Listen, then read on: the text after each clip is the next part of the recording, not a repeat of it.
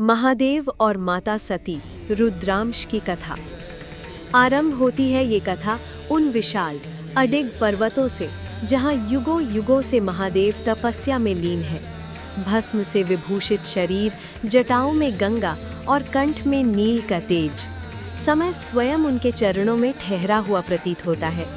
तपस्या की उसी क्षण महादेव की जटाओं से और उनके हाथों में धारण किए हुए रुद्राक्षों में से एक रुद्रांश टूटकर गिर पड़ता है।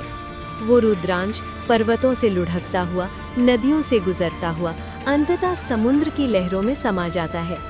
समय के साथ वही रुद्रांश लहरों के सहारे बहता बहता उस नदी तक आ पहुंचता है जहां माता सती अपनी बहनों के साथ स्नान कर रही थी।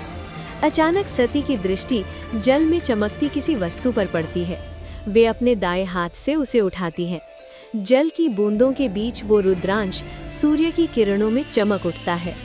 सती हंसते हुए अपनी बहनों से कहती है, देखो दीदी, मुझे क्या मिला है। एक बहन उसे ध्यान से देखकर कहती है, इसे फेंक दो सती।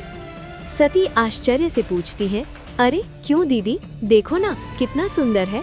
बहन का स्वर गंभीर हो जाता है, ये रुद्रांश है। तुम जानती हो पिताश्री दक्ष को ये बिल्कुल पसंद नहीं, उन्होंने इसके स्पर्श तक से मना किया है। सती शांत स्वर में उत्तर देती है, तो क्या इसे रखने से मैं कोई विरोधी बन जाऊंगी? और अगर ऐसा होता तो पिताश्री मुझे अवश्य बताते। ये कहकर सती उस रुद्रांश को अपने हृदय से लगा लेती है। उसी क्षण नदी का जल स्थिर हो जाता है, वायु थम जाती है और आकाश में एक सूक्ष्म नाद गूंज उठता है।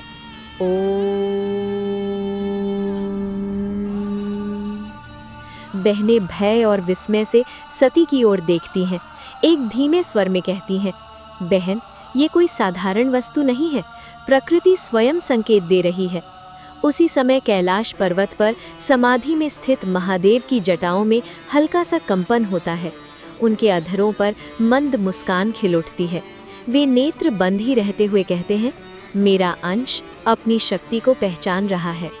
धरती पर सती के हृदय में एक अनजाना सा आकर्षण जाग उठता है। उस रुद्रांश को देखते हुए वे कहती हैं, न जाने क्यों इसे देखते ही मेरा मन शांत हो जाता है। ऐसा लगता है जैसे ये मेरा ही कोई भाग हो। कुछ समय पश्चात ये समाचार राजा दक्ष तक पहुंचता है।